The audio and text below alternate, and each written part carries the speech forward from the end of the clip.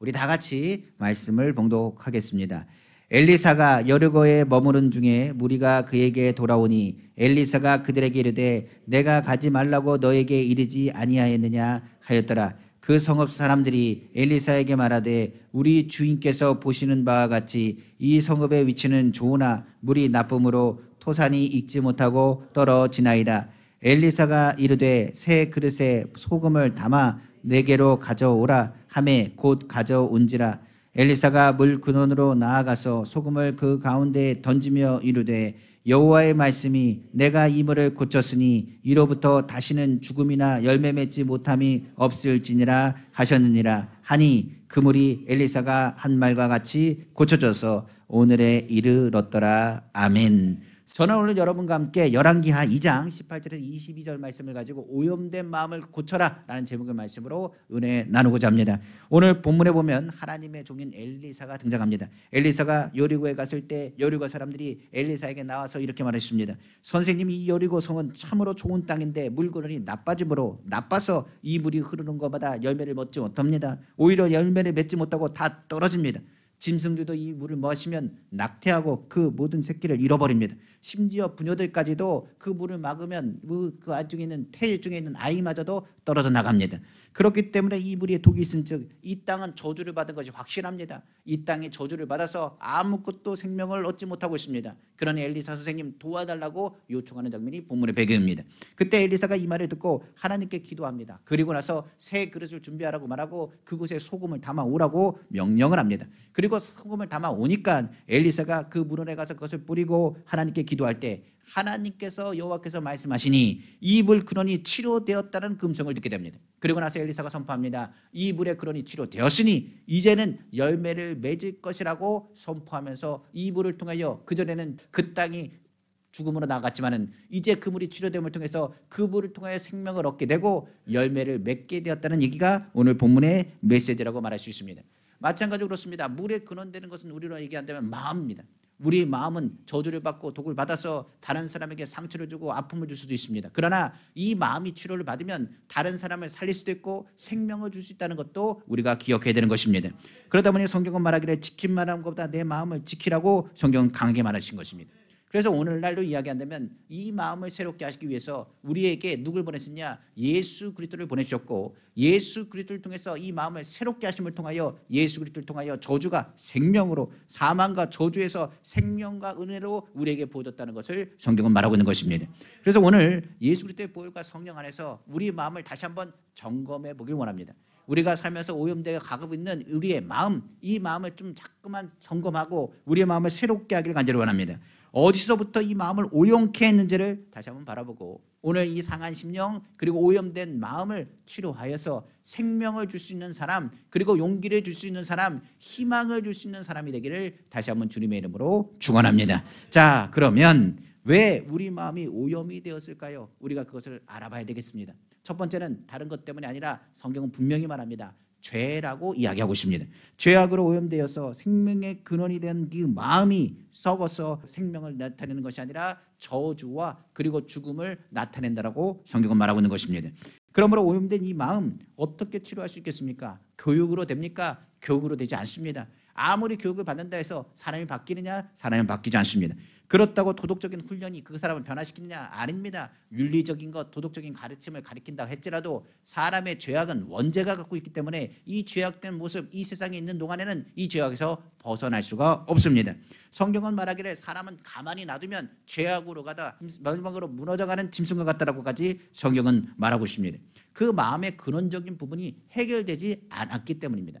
그 마음의 근원적인 부분들은 우리가 해결할 수 있는 것이 아닙니다. 성경에서 분명히 말한 것처럼 이것을 우리가 해결할 수 없기 때문에 예수 그리스도를 우리에게 보내셨다는 사실을 우리는 분명히 알아야 되는 것입니다. 그 죄의 원초적인 그 죄를 해결하실 분이 누구냐? 성경은 말하기를 예수 그리스도라고 말합니다. 그래서 성경에 말하기를 예수 그리스도의 십자가의 보배 피로 우리는 씻음을 받아 죄를 청산하여 부패된 이 마음을 깨끗하게 정비할 수 있다고까지 성경은 말하고 있습니다. 그러다 보니 고린도후서 5장에는 그런즉 누구든지 예수 그리스도 안에서는 새로운 피조물이라 이전 것은 지나갔으니 보라 새 것이 되었다고 말하는데 여기서 이전 것이 지나갔다는 것은 이전 것은 끝났다 내가 너를 새롭게 창조했다는 것을 의미합니다. 바로 예수 그리스도께서 우리의 마음을 새롭게 창조하지 않고서는 죄악된 것은 끊임없이 나타나 우리를 괴롭힐 수밖에 없는 것입니다. 그래서 우리가 제일 먼저 이 마음 가운데 치료받기 위해서는 무엇을 해야 되느냐? 바로 예수님을 만나야 됩니다. 주님을 만나지 않고서는 우리 마음에 치료가 나타날 수 없고 변화가 나타날 수가 없습니다. 오늘 예수님을 만나야 우리 마음 가운데 우리의 죄악을 드러나고 우리의 잘못된 것을 깨달아 주님 앞에 회개하여 나가게 되는 것입니다. 그러므로 우리의 옛 마음을 청산하고 새로운 마음으로 거듭나기 위해서는 오직 예수 그리스도의 십자가의 보혈밖에 없다는 것을 성경은 말하고 있다는 것을 우리는 기억해야 되는 것입니다. 역사적으로 보면 유명한 탕자요 이교도인 신앙인이 있습니다. 그 사람이 누구냐? 노예상이었던 존 뉴턴입니다. 우리가 잘 아는 그 존 뉴턴, 그 사람이 지었던 찬양 가사가 바로 나 같은 죄인 살리신 주은혜 놀랍다는 찬양의 고백입니다.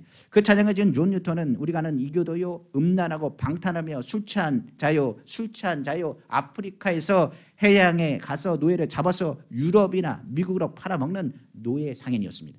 그 사람이 얼마나 악랄했느냐? 기록에 보면 흉악한 마음을 이루 다할 수 없다. 배를 타고 가다가 술에 취하면 산 노예를 그냥 바다 위로 던졌던 사람이 누구냐? 바로 존 뉴턴입니다. 그러니까 사람이라고 노예를 생각하지 않았습니다. 그냥 짐승이요, 그리고 그냥 물건으로 생각해서 그 사람을 자기 술 취한 가운데 집어 던졌던 사람이 바로 존 뉴턴이라는 사람입니다.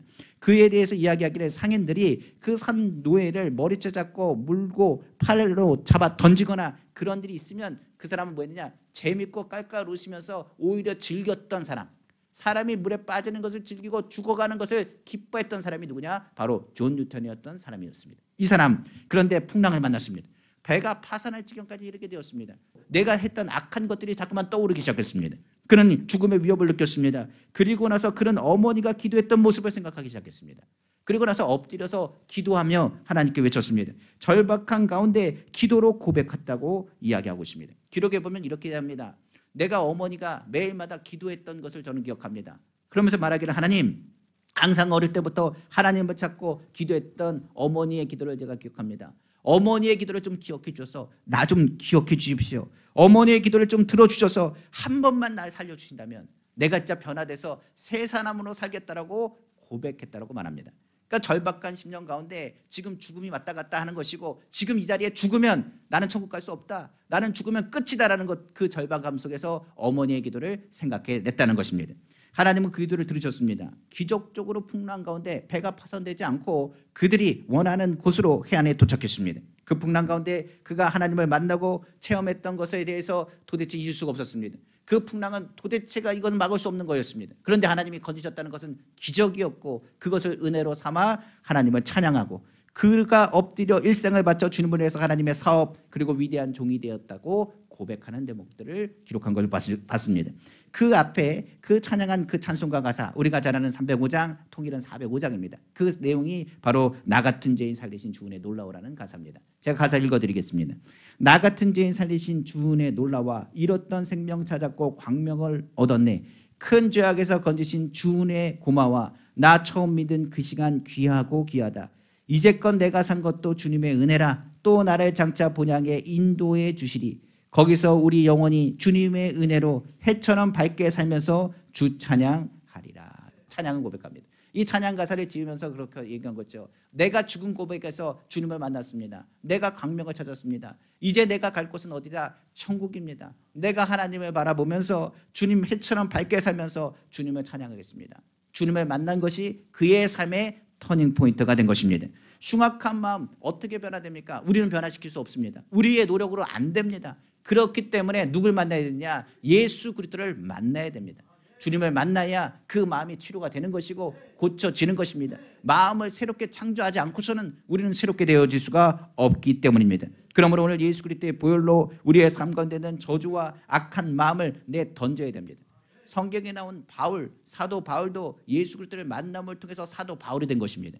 그는 예수 그리스도를 믿는 자가 아니라 예수 그리스도를 핍박하던 자였습니다. 예수 믿는 사람을 죽이려고 찾아다녔던 사람이 누구냐? 우리가 아는 사울이라는 바울이었습니다. 그러나 다메섹 도상에서 예수 그리스도를 만난 후에 그 은혜를 기억했습니다. 그리고 그는 고백합니다. 나는 죄인 중에 괴수입니다. 그러나 이제는 천성을 향하여 하늘의 멸류관을 향하여 뛰어가는 사람입니다. 주님이 나와 함께 하심을 믿습니다. 그리고 주님이 통하여 하늘나라의 은혜를 받은 것에 대해서 고백하고 있습니다. 하나님이 주신 은혜로 내가 모든 것을 감당합니다. 주여 나같이 부족한 자를 향하여 은혜 베푸신 것을 향하여 감사를 외쳤던 사람이 바로 사도 바울인 것입니다. 우리의 마음을 변화시키는 것, 하나님의 은혜를 깨닫는 것은 예수 그리스도의 십자가 은혜밖에 없습니다. 주님을 만나야 변화가 됩니다. 신앙생활에 10년을 하든 20년을 하든 변화되지 않는다는 것은 그 사람이 예수 그리스도를 제대로 만나지 않았기 때문입니다. 오늘 주님을 제대로 만나기 원합니다. 그리고 우리의 마음에 잘못된 부분들을 새롭게 하시는 우리 귀한 성도 되기를 다시 한번 주님의 이름으로 축원합니다. 두 번째로 우리 마음의 오염은 어디서 생길까요? 우리는 생각해 봐야 되는 것입니다. 우리가 아는 것처럼 성경은 말하기를 세상과 마귀로부터 오는 부정적인 생각과 분노, 음란, 거짓 그 모든 것이 오염으로 되어 그 마음을 썩게 한다라고까지 이야기하는 것입니다. 그러다 보니 성경은 말합니다. 마음을 지켜야 된다라고 말하고 있습니다. 예수 그리스도를 만나면 마음은 새롭게 됩니다. 그러나 만났다 할지라도 우리가 신앙생활하고 주님을 만나보지 않으면 그 마음은 다시 오염될 수밖에 없습니다. 우리가 아는 최초의 아담이 그랬습니다. 아담은 어떡합니까? 죄가 없는 사람이었습니다. 아예 죄와 상관없는 사람이었습니다. 그런데 죄가 상관없는 그를 누가 꼬이기 시작하느냐? 사단이 와서 그를 꼬이기 시작했습니다. 그리고 그 마음에 욕심이 생기기 시작했습니다. 그 마음이 하나님의 말씀과 반대되기 시작했습니다. 그리고 그는 무슨 일을 저지르기 시작했느냐? 영적인 세력에 의해서 육체적인 일에 묶이기 시작했습니다. 성경은 말하기를 영적인 사람이 아담이었습니다. 그러나 죄가 들어오니 그는 육체적인 사람이 되었고 육체적인 사람은 그 모든 것을 발목 잡아 하늘나라를 유업으로 얻지 못하게 된다는 것을 우리는 기억해야 되는 것입니다. 마찬가지로 마음을 오염케 하는 것은 세속에 속한 바로 사단의 세력입니다. 성경은 이를 방치할 때 마음의 음란과 방탕과 술 취함과 도둑질하고 거짓말과 시기와 분노와 질투와 온갖 세속의 부패로 가득 차게 될 것임을 성경은 말하고 있는 것입니다. 그러면 부패케 하는 영을 죽이고 하나님 나라를 가지 못하게 하는 그 미혹과 세상적인 그 원수마귀의 육체의 일은 무엇인지를 우리는 분명히 알아야 됩니다. 성경은 이것에 대해서 분명하게 설명하고 있습니다. 바로 갈라디아서 5장 우리 19절에서 21절입니다. 육체의 일은 분명하니 곧 음행과 더러운 것과 호색과 우상 숭배와 주술과 원수 맺는 것과 분쟁과 시기와 분냄과 당짓는 것과 분열함과 이단과 투기와 술 취함과 방탕과 또 이와 같은 것들이라. 전에 너희에게 경계한 것 같이 경계하노니 이런 일을 하는 자들은 하나님의 나라를 유업으로 받지 못할 것이요. 성경 말하고 있습니다. 우리가 예수 그리스도를 믿었습니다. 마음을 새롭게 하고 있습니다. 그런데 오염된 세상 속에 산다는 것을 우리는 알아야 됩니다. 그 세상과 타협하는 순간에 악한 영이 우리 가운데 역사하는 순간에 그 마음은 다시금 어떻게 된다고요? 오염될 수밖에 없는 것입니다. 그러므로 이런 상황에 놓여 있는 이 세상을 우리가 살아간다면 우리가 아는 것처럼 하나님의 섬기는 그 마음을 잊어버리게 된다는 것 또한 우리는 기억해야 되는 것입니다. 지금은 천국에 가셨지만 옥하는 목사님의 설교를 제가 종종 듣습니다. 옥하는 목사님이 한국교회를 걱정해서 예언적으로 기도한 내용들이 있습니다. 기도하면서 천국 가시기 전에 세 가지 부분에 대해서 당부하면서 염려를 말씀하셨습니다. 그 부분의 내용들을 보니까 한국교회 수많은 그리스도인에 대해서 이야기합니다. 그리스도인들이 점점 갈수록 한국교회가 뭘 사랑하기 시작했느냐? 돈을 사랑하기 시작했다. 그리고 더 나아가서 음란하고 거짓이 판이하기 시작했다라고 말합니다. 그러니까 마지막 때가 되면 사람들이 어떻게 하느냐? 돈을 사랑하고 쾌락주의에 빠지고 더 나아가 가짜뉴스, 거짓뉴스에서 혼란스러운 그 가운데 하나님을 섬긴다고 말하지만 하나님과 멀어지고 있는 모습들을 보게 될 것이라고 이야기했습니다. 그건 경고의 메시지입니다. 이 얘기는 이렇습니다. 돈은 우상입니다. 만몬주의를 의미합니다. 더 나아가 쾌락, 음란은 단순히 쾌락주의만을 얘기하는 것이 아닙니다. 우리가 얘기하는 음란하다는 얘기는 하나님보다 다른 것을 더 사랑하고 쾌락에 빠지는 것을 의미할 수 있습니다. 우리의 성도들 주님을 보내는 시간보다 자신이 즐기는 시간이 더 기쁘다는 것을 의미할 수 있습니다. 그리고 더 나아가 거짓은 그 아비가 사단입니다. 성경은 이런 얘기를 통해서 이것을 통하여 많은 이들이 말합니다. 만몬주의, 물질적인 부유함, 그리고 쾌락주의, 그것을 얘기해서 말하기를 우리가 그래도 이것은 잘 사는 것이다라고 이야기하고 서로 말하기를 이렇게 말합니다. 오히려 이것을 잘 사는 것이요 지혜롭다라고 말하고 모두가 다 그리 산다라고 자신을 속이면서 산다라고 이야기합니다. 그렇게 말하죠. 신앙생활하는 것, 저 사람도 저렇게 하고 나도 저렇게 한다. 그것을 타협한다는 얘기입니다. 속이게 말하기를 저 사람도 저렇게 했는데 저 정도야 나도 해도 괜찮겠지라고 생각하면서 오히려 죄악에 대한 것을 타협하여 이야기한다는 얘기입니다. 왜 그렇게 되느냐? 성경이 이렇게 얘기합니다. 세상 사람들의 마음에 하나님을 모셔드리는 것을 싫어하기 때문이라고 이야기하고 있습니다. 성경은 아예 그렇게 얘기하고 있어요. 하나님을 계시는 것을 싫어한대요. 이런 거죠. 우리가 신앙생활하다 보면 양심에 찔립니다. 왜 찔립니까? 이게 죄라는 거 압니다. 하나님이 기뻐하지 않는 거 압니다. 그런데 이걸 자꾸만 찌르니까 괴롭습니다. 그러면 찌르지 않으려면 어떻게 되냐? 하나님과 좀 멀리 떨어지면 됩니다. 그러면 찔릴 일이 없습니다. 뭐라고 하느냐? 저 사람이 잘못한 걸 보면 저 사람 장로님인데, 저 사람은 안수집사인데, 저 사람은 집사님인데, 아이 목사님도 저런 죄를 지는데 그럼 나는 괜찮겠지. 이 정도는 괜찮다라고 생각하면서 마음에 타협하기 시작하는 것입니다. 우리가 하나님께 예배드리고 기도하고 신앙생활을 해야 되는 것 아닙니까? 압니다. 주님 앞에 기도해야 되는 거 모릅니까? 압니다. 그런데 그게 잘 되지 않습니다. 그 마음 가운데 그것을 위로받기 위해서는 주변을 살펴봅니다. 그리고 어떻게 하느냐? 그렇게 나 정도 하는 것은 이 정도는 괜찮다라고 생각하면서 자신을 속인다는 얘기입니다. 근데 이 말씀이 성경에 고스란히 기록되어 있습니다. 바로 로마서 1장 28절에서 32절 말씀입니다. 또한 그들이 마음에 하나님 두기를 싫어하며 하나님께서 그들의 그 상실한 마음대로 내버려 두사 합당하지 못한 일을 하게 하셨으니, 한마디로 말해서 하나님께서 내버려 두시면 어떻게 되느냐? 사람은 부패합니다. 상실한 마음 그대로 놔두면 합당하지 못한 일을 하게 된다고 말하고 있습니다. 그 마음에 하나님을 두지 않으면 우리는 어떻게 되느냐? 죄악으로 떨어질 수밖에 없는 거예요. 우리 마음을 지키려면 우리 안에 예수 그리스도를 늘 모시고 살지 않으면 안 된다는 것을 성경 기록하고 있는 것입니다. 어떤 일을 저지르는지 성경 기록하고 있죠. 곧 모든 불의, 추악, 탐욕, 악의가 가득한 자요, 시기, 살인, 분쟁, 사기, 악독이 가득한 자요, 수근수근하는 자요, 비방하는 자요, 하나님께서 미워하시는 자요, 능욕하는 자요, 교만한 자요, 자랑하는 자요, 악을 도모하는 자요, 부모를 거역하는 자요, 우매한 자요, 배약하는 자요, 무정한 자요, 무자비한 자라. 그들이 이 같은 일을 행하는 자는 사형하게 된다고 하나님께서 정하심을 알고도, 사형이라는 것은, 죄는 뭡니까? 죽음입니다. 죄에 대해서 하나님 결국은 죽는다라고 말하고 있는데 뭐라고 얘기합니까? 알고도 자기들만 행할 뿐 아니라 또한 그런 일을 행하는 자들을 어떻게 한다고요? 옳다 하느니라. 오히려 뭐랍니까? 오히려 그 정도는 괜찮다라고 말하면서 자기 합리화를 하기 시작한다는 얘기입니다. 결과적으로 하나님을 저버리고 예수 그리스도를 멀리하면 그 양심이 제대로 작동하지 않습니다. 그리고 오히려 양심에 찔림이 없으니 자기 마음대로 행동하기 시작합니다. 그리고 말하기를 나 하나님 믿으면 되는데 뭐가 걱정이냐 얘기합니다. 주님은 언제가 필요하냐? 죽기 그 직전이 필요하다고 생각하는 사람들도 있다는 사실입니다. 사람은 점점 악해질 수밖에 없고 이것이 세상에 속한 마음이라고 말하고 있고, 결과적으로 이런 마음 가운데는 하나님의 복과 주님의 생명이 나타날 수가 없는 것입니다. 그러다 보니 여리고 지역을 다시 한번 생각해 보겠습니다. 여리고 지역의 땅이 저주를 받았다고 말했죠. 저주된 땅에서는 뭐가 나옵니까? 생명이 나올 수가 없습니다. 악한 일을 행동하는 사람에게 어찌 그리스도의 생명이 흘러갈 수 있겠습니까? 믿는 사람은요, 예수 그리스도를 늘 모시고 사는 사람입니다. 그래서 성령은 우리에게 말합니다. 뭐라고 이러냐? 주님의 은혜를 제발 잊지 말아라. 하나님의 은혜를 기억하고 너희가 어떤 길, 잘못된 길로 가지 말라고 경고하고 있는 것입니다. 마지막 때는 계속 타협하게 됩니다. 신앙생활 타협하게 됩니다. 삶의 모든 것 타협하게 됩니다. 그때 우리는 어떻게 하라고요? 주님의 은혜를 다시 생각하라고요. 나 같은 죄인 살리신 주님의 은혜를 생각하고 주님을 늘 마음에 모셔드리지 아니하면 누구도 장사 없습니다. 누구도 넘어질 수밖에 없습니다. 사람은 순간 넘어지고 순간 타협하여 쓰러질 수밖에 없는 것이 우리의 모습이기 때문에 그렇습니다. 그러므로 성경에서는 이 은혜를 다시 한번 기억하고 예수 안에서의 그 국률하심, 은혜가 지극히 풍성하게 나타나 그 은혜가 흘러가는 자가 되어야 되지 않겠느냐고 말씀하고 있는 것입니다. 그 부분이 에베소서 2장 1절에서 7절입니다. 그는 허물과 죄로 죽었던 너희를 살리셨도다. 그때 너희는 그 가운데서 행하여 이 세상 풍조를 따르고 공중의 권세 잡은 자들을 따랐으니 곧 지금 불순종의 아들들 가운데서 역사하는 영이라.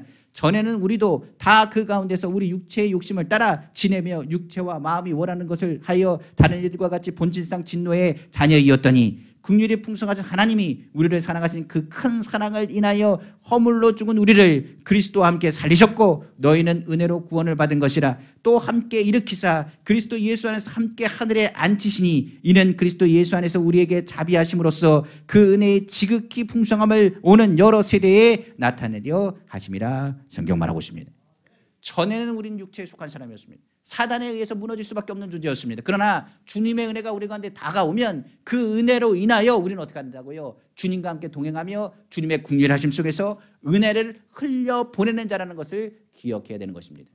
그러니까 죄에 대해서 타협하는 것이 아니라 오히려 우리의 모습이 변화되어서 많은 이들에게 그리스도인은 이렇게 살아야 된다는 모습을 갖추셔야 되는 것입니다. 사도 바울은 말합니다. 나를 본받으라 얘기하는 것은 다른 것 때문에 본받으라는 얘기 아닙니다. 나를 본받으라는 얘기 아니라 내 안에 있는 예수 그리스도가 행하신 것을 보라는 얘기입니다. 우리의 모습 속에서 주님의 모습의 형상이 나와야지, 그렇지 아니하면 그 마음은 부패할 수밖에 없습니다. 그러니까 우리가 새롭게 된 이 마음이 왜 자꾸만 부패하게 놔둡니까? 우리가 주님의 은혜를 다시 기억하고 주님을 바라보면서 우리의 마음을 새롭게 하시는 우리 귀한 성도 다 되기를 다시 한번 주님의 이름으로 축원합니다. 세 번째로 오염의 원인은 무엇입니까? 성경은 말하기를 육체적인 질병에 있다라고 성경 말하고 있습니다. 병에는 우리가 아는 것처럼 장사가 없습니다. 병이 들면 단순히 병만 걸리는 게 아니라 마음이 부정적으로 바뀝니다. 더 나아가 생각이 부정적이 됩니다. 그리고 병에 대해서 이야기하기를 하나님을 원망하고 불평하기도 합니다. 이 병이 많은 것 가운데 우리 마음을 괴롭히고 힘들게 한다라고 이야기하고 있습니다. 그러다 보니 이 병에 대해서 성경은 뭐라고 하느냐, 그냥 놔두지 말고 낫기를 뭐하라, 기도하라고 이야기하고 있습니다. 그래서 병든 거는요 숨기는 게 아니라 알려줘야 됩니다.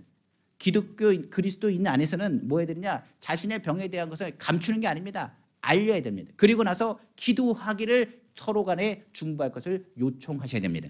성경의 야고보서 5장 16절에 말하지요. 그러므로 너희 죄를 서로 고백하며 병이 낫기를 위하여 서로 기도하라. 의인의 간구는 역사하는 힘이 큼이라고 성경은 말하고 있는 것입니다. 육체의 병, 우리가 아는 것 좀 각종 질병이 있습니다만 그 질병의 모든 것은 어디서부터 시작되는지 아십니까? 육체 때문에 마음의 질병이 걸리는 게 아니라 마음에서부터 육체적인 질병으로 나오는 것이 대다수라는 것을 우리는 기억해야 됩니다. 성경의 욥의 고백도 그러지 않습니까? 육체적인 고난 가운데 그런 고백이 있습니다. 나의 두려운 것이 내게 임하고 나의 무수하는 그것이 내 몸에 미쳤다고 했습니다. 그러니까 내 마음에 먼저 두려워하는 것, 그것이 몸에 미쳤다고 말합니다. 이 마음의 두려움과 염려와 근심이 뭘로 나타났다는 것을 의미하느냐, 육체적으로 나타났다는 것을 의미하고 있는 것입니다. 성경이 그러므로 하나님 앞에 병든 이 몸을 치료하기 위해서는 마음의 기쁨을 회복하라고 말하고 있습니다. 성경에는 말하기를 마음의 기쁨은 너희 몸에 양약이 된다고 했습니다.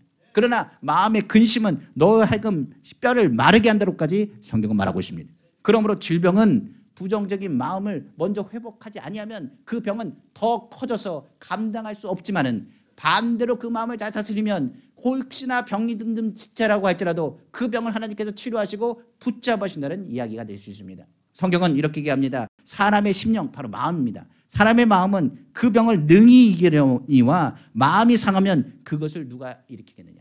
그러니까 마음이 상해버리면 병든 몸을 치료받을 수 있음에도 불구하고 치료받지 못하고 죽어간다는 이야기입니다. 그러므로 마음의 치료를 받으면 병을 능히 이길 수 있다는 것이 성경의 가르침입니다.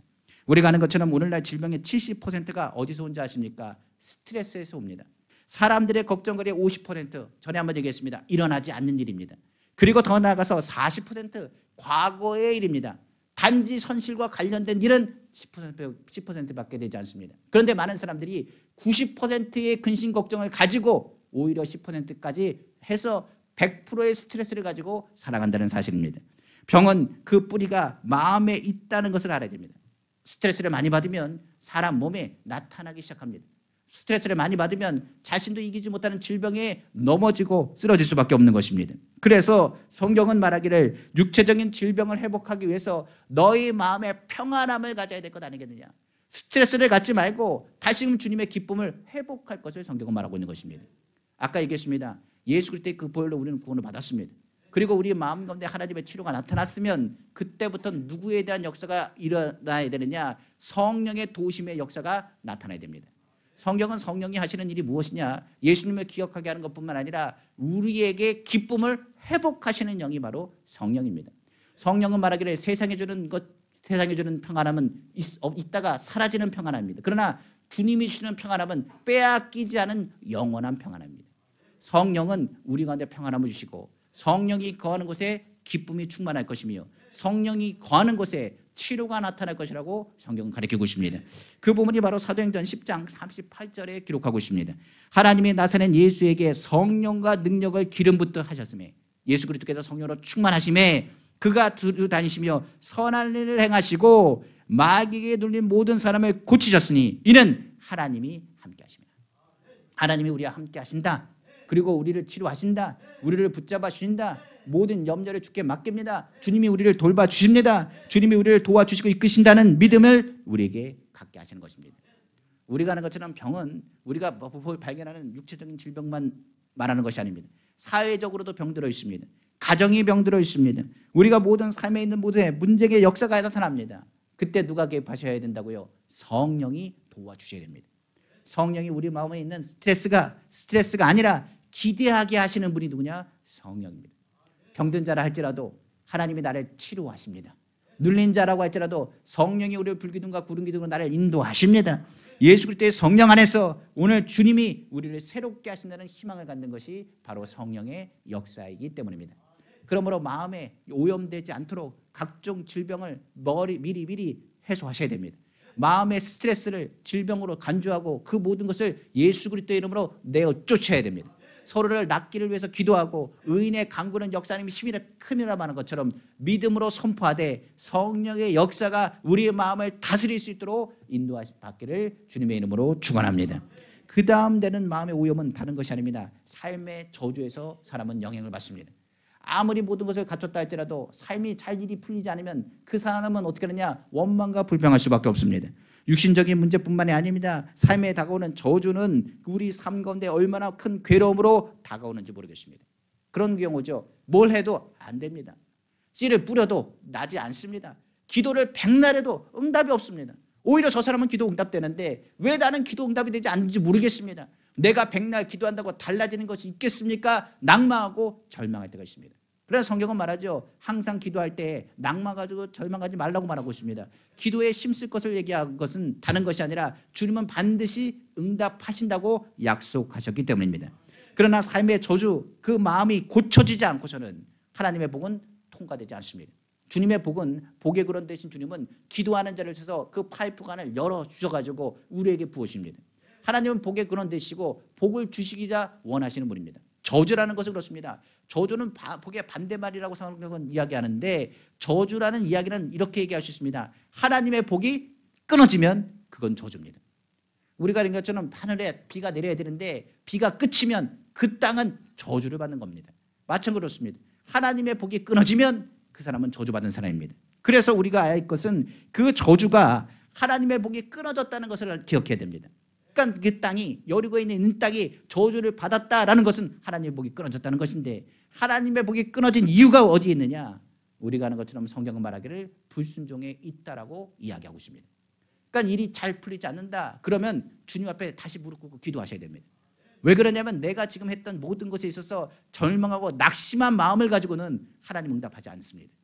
염려한 마음을 가지고 하나님께 역사하지 안 하십니다. 그 마음에 뭐 있느냐? 절대적인 믿음과 회복이 이루어진다는 것을 기억하시길 부탁드립니다. 그래서 성경에 보면 하나님께서 축복에 대한 메시지를 전하시지만 많은 부분에서 저주가 어떤 것인 것을 경고해 주십니다. 그러니까 하나님 앞에 나가면 형통할 것이라 주의 말씀대로 살면 형통할 것이라 그러나 말씀되지 살지 아니하면 너희의 삶에 저주가 임할 것이라. 이 저주라는 건 아까 얘기했죠. 하나님의 복이 끊어졌다는 걸 의미합니다. 그럴 때 어떤 일이 일어나는지 신명기는 잘 설명하고 있습니다. 바로 신명기 28장 15절에서 24절 말씀입니다. 한번 보겠습니다. 내가 만일 내 하나님 여호와의 말씀을 뭐하지 아니하면 순종하지 아니하며 내가 오늘 내게 명령하는 그 모든 명령과 규례를 지켜 행하지 아니하면 이 모든 저주가 내게 임하며 내게 이를 것이니 내가 성읍에서 저주를 받고 들에서도 저주를 받을 것이며 또 내 광주리와 떡방죽 그릇이 저주를 받을 것이며 내 몸의 소생과 내 토지의 소산과 내 소의 양의 새끼가 저주를 받을 것이며 내가 들어와도 저주를 받고 나가도 저주를 받으리라. 내가 악을 행하여 그를 잊음으로 내 손으로 하는 모든 일에 여호와께서 저주와 혼란과 책망을 내려사 망하며 속기 파멸하게 하실 것이며 여호와께서 내 몸에 연병을 들게 하사 내가 들어가 차지할 땅에서 마침내 너를 멸하실 것이며 여호와께서 폐병과 열병과 염증과 학질과 한재와 풍재와 썩는 재앙으로 너를 치시리니 이 재앙들이 너를 따라서 너를 진멸하게 할 것이라. 내 머리 위에 하늘은 노시 되고 내 아래의 땅은 철이 될 것이며 여호와께서 비 대신에 티끌과 모래를 내 땅에 내리시리니 그것들이 하늘에서 내 위에 내려 마침내 너를 멸하리라. 여기 성경은 장기적으로 이야기하고 있습니다. 하나님의 말씀에 순종하지 아니하면 너희 땅에 하나님의 복이 끊어진과 동시에 그것은 저주로 임할 것이라고 이야기하고 있는 것입니다. 제가 24절 말씀 보면서 깜짝 놀랐습니다. 하나님께서 비 대신에 뭘 내린다? 티끌과 모래를 땅에 내리신다. 우리가 아는 것처럼 황사가 불거나 이제 차례 보면 밖에 차례 내놓으면 모래가 이렇게 쌓일 때가 있습니다. 그 먼지가 쌓일 때가 있습니다. 그러면서 이 말씀을 생각하면 그렇습니다. 이 땅이 하나님 아버지 주님의 복을 받아야 될 땅인데, 자연의 환경은 하나님께서 복을 주시기로 작정하신 것인데, 이 세상이 하나님의 말씀대로 살지 않으니 이 세상이 오히려 저주를 받아 우리에게 좋은 것이 아니라 안 좋은 것으로 우리 삶 가운데 나타나는 것을 보게 됩니다. 그러니까 환경 가운데 망가지거나 문제가 발생할 때는 그냥 망가지거나 문제가 발생했다고 생각하지 마십시오.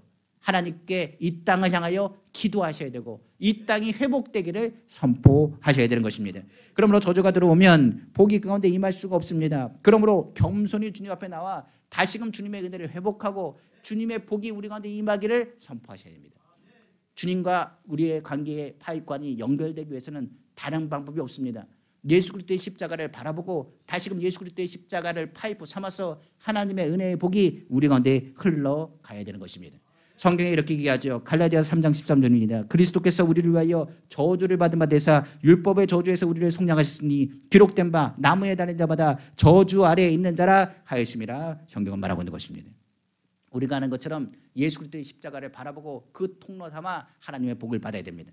그러기 위해서는 주의 말씀을 우리가 가운데 뭐라고 하시는 것을 들어야 되는 것입니다.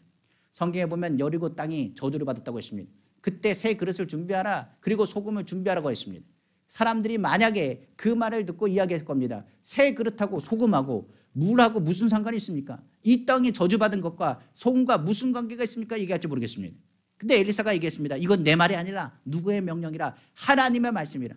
너희가 그 말씀대로 순종하면 하나님께서 축복하시고 그 땅을 살리시는 것입니다.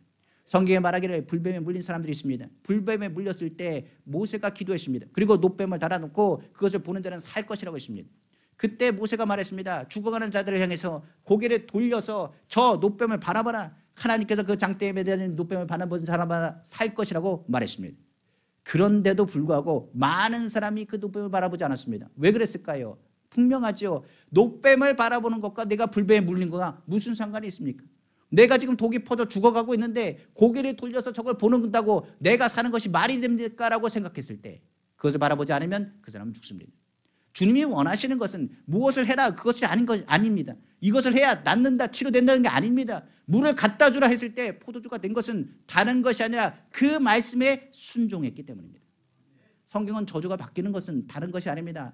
예수 그리스도를 바라보면서부터 시작됩니다. 주님을 바라봐야 저주가 변해 파이프가 열려 하나님의 복이 우리 가운데 부어진다는 사실을 기억하시기를 부탁드립니다. 그래서 성경에 말하기를 예수 그리스도의 십자가를 바라보라. 너희의 독과 모든 것을 제거할 것이며 그 마음 가운데 저주와 부정적인 생각을 주님께서 멸하셔서 그 마음 가운데 예수 그리스도의 십자가의 생명을 너희에게 부어짐을 깨닫게 될 것이라고 성경은 말하고 있는 것입니다. 생명의 근원은 주님 앞에 있습니다. 여리고의 그 샘의 근원이 달라지지 아니하면 아무것도 되지 않습니다. 그러나 여리고 땅이 달라지면 그 땅은 옥토가 되고 생명과 많은 열매를 맺는다는 사실을 기억하시길 부탁드립니다. 마지막으로 사망 권세, 죽음의 권세가 근원적인 그 생명을 위협하고 두려움에서 그 마음을 오염시킵니다. 두려움은 믿음과 반대되는 얘기입니다. 주님은 우리에게 뭐라고 말했느냐? 강호 담대하라고 말씀하셨습니다. 이 죽음의 권세에 대한 것은 예초부터 죄로부터 시작된 결과였습니다. 성경에는 하나님께서 흙으로 돌아가게 된다고 말씀하셨습니다. 바로 창세기 3장 19절입니다. 내가 흙으로 돌아갈 때까지 얼굴에 땀을 흘려야 먹을 것을 먹으리니 내가 그것으로 취함을 입었습니다. 너는 흙이니 흙으로 돌아갈 것이니라 하시니라. 하나님의 명령이었습니다. 그러니까 사람의 육신은 죽음의 대로 죽음으로 갈 수밖에 없는 것이 하나님의 명령입니다. 그러니까 예수 그리스도 오기 전까지 이 땅에 있다고 한다면 모든 사람들은 무엇을 경험해야 되느냐? 육신적인 죽음을 경험해야 되는 것은 당연한 일입니다. 주님이 오시기 전까지는 죽음에 대해서 자유로운 육체는 이 땅에 없다는 것을 성경은 분명하게 말하고 있습니다. 그러나 우리는 이것을 기억해야 됩니다. 사망에도 두 가지가 있습니다. 아까 얘기하는 육체적인 사망은 하나님께서 그 이야기했던 창세 후에 죄로 인하여 나간 결과라고 얘기할 수 있습니다. 그러니까 모든 사람은 죽습니다. 그러나 두 번째 심판과 사망이 있는데 그것을 뭐라느냐? 영의 죽음이라고 이야기합니다. 요한계시록 바로 21장 8절에 두 번째 사망에 대해서 이야기합니다. 그러나 두려워하는 자들과 믿지 않는 자들과 흉악한 자들과 살인자들과 음행하는 자들과 점술가들과 우상숭배자들과 거짓말하는 모든 자들은 불과 유황으로 타는 못에 던져지리니 이것이 둘째 사망이라고 성경은 말하고 있는 것입니다. 첫째 사망은 누구도 피할 수 없습니다. 흙은 흙으로 돌아갈 수밖에 없습니다. 그러나 두 번째 사망이 있다는 것을 사람들은 알지 못합니다. 그러다 보니 진짜 두려워할 것이 무엇인지 몰라서 주님을 찾지 않고 주님을 부르지 않는 것에 있다는 것을 기억해야 됩니다. 그러면 우리가 사는 동안에 무엇을 준비해야 될까요? 둘째 사망에 이르지 않도록 그 마음 가운데 선포하고 외쳐야 된다는 사실입니다. 우리가 신앙생활을 하는 이유는, 그 마음을 지키는 이유는 둘째적인 사망이 있기 때문에 그렇습니다. 이것은 윤리적인 것, 수양과 노력으로 해결되는 부분이 아닙니다. 예수 그리스도의 피와 예수 그리스도의 능력 안에서 회복되는 과정 가운데 사망 권세를 이기는 주님의 능력이 우리 가운데 거해야 됩니다. 그래서 성경에는 뭐라고 하느냐, 이 땅에 사는 동안에 뭘 많이 하라고요? 입을 좀 열랍니다. 다른 것보다 이 마음을 지키기 위해서는, 그리가 예수 그리스도를 믿는 사람인 걸 확실하게 하기 위해서는 입을 다물지 말고 입을 열랍니다. 오히려 입술로 선포하랍니다. 사람이 물에 빠지면 나를 건져달라고 외쳐야 되지 않겠습니까? 그러니까 우리가 일생을 살아가는 동안에 예수 그리스도 안에서 이 마음이 요동할 때가 얼마나 많은지 모르겠습니다. 우리의 신앙도 기복이 얼마나 심한지, 어느 날은 은혜로 충만하다가 어느 날은 바닥으로 떨어질 때가 얼마나 많은지 모르겠습니다. 그럼 우리 어떻게 해야 된다고요? 주님 살려달라고 외쳐야 됩니다. 주님 건져달라고 외쳐야 됩니다. 가만히 있으면 안 됩니다. 많은 신앙인들이 가만히 있더라고요. 많은 신앙인들이 부르짖는 것을 잊어버립니다. 제가 신앙생활하면서 깨닫는 게 있습니다. 우리가 예수 그리스도를 처음 만나면 부르짖는 것이 부끄럽지 않습니다. 기도를 해도 신이 나고요, 예배를 해도 즐겁습니다. 근데 신앙생활이 5년이 되고 10년이 되고 20년이 되고 30년이 되면 부르짖는 소리가 작아지기 시작합니다. 뭐라고 얘기하느냐? 주님 다 아시지 않습니까? 내 마음 다 아시지 않습니까? 주님 내 마음대로 주님 아시오니 하나님 응답하여 주옵소서. 그렇게 기도합니다. 주님은 아십니다. 분명히 아십니다. 그런데 주님은 뭐라고 말씀하시냐? 내 입을 좀 넓게 열어라. 그래야 내가 너에게 채울 것 아니냐. 내가 부르짖어야 내가 너에게 다가갈 것 아니냐. 내게 나오라. 내가 너를 만날 거 아니냐라고 주님 말씀하십니다. 성경 그래서 믿었으면 제발 입술을 열라고만 합니다. 입으로 시인하라고 이야기하는 것입니다. 바로 로마서 10장 9절에 10절입니다. 내가 만일 내 입으로 예수를 주로 시인하며 또 하나님께서 그를 죽은 자 가운데서 살리신 것을 내 마음에 믿으면 구원을 받으리라. 사람이 마음으로 믿어 의에 이르고 입으로 시인하여 구원에 이르리라. 마음으로 믿어서 끝나는 거 아니요. 이 마음을 지키기 위해서는 뭐라고요? 입으로 선포하셔야 됩니다. 그럼 이렇게 얘기하십니다. 하나님, 나는 하나님의 자녀입니다라고 선포하셔야 됩니다. 혹시나 죄인된 가정, 죄인된 위치에 있다면 그 자리에서 뭐라고 하느냐? 나는 하나님을 믿는 사람이라고 선포하셔야 됩니다. 예수 믿는다고 선포하면 그때부터 그 마음을 잡아줍니다. 우리 마음이 갈팡질팡할 때가 있지 않습니까? 분명히 이거 하나님 기뻐하지 않습니다. 그런데 이 기뻐하지 않는 자리에서 내 입술을 열어 선포하면 그 마음이 어느 쪽으로 가느냐? 하나님의 기뻐하는 방향으로 튼다는 것을 알아야 됩니다. 내 말이 내 마음을 잡습니다. 우리가 입술로 선포해야 하나님의 역사가 나타나는 것입니다. 로마서 6장 23절에 죄의 삭은 사망이요 하나님의 은사는 그리스도 예수 안에 우리 주 안에 있는 영생이니라. 주님 앞에 거한다는 것은 내가 주님의 이름을 부르짖는다는 걸 의미하고, 내가 주의 이름을 부르짖을 때 주님이 우리를 보호하시며 우리를 덧입혀줘서 사망에서 생명으로 옮긴다는 사실을 기억하시기를 주님의 이름으로 축원합니다. 그러므로 오늘 우리에게 분명히 말하고 있습니다. 마음을 지키기 위해서는 우리의 마음을 점검하기 위해서 우리가 하는 것처럼 예수 그리스도의 보혈과 예수 그리스도 안에서의 하나님의 은혜를 기억하셔야 됩니다. 더 나아가서 주님이 우리를 돌봐주실 것을 기억하고 성령의 기쁨을 잊지 말아야 되는 것입니다.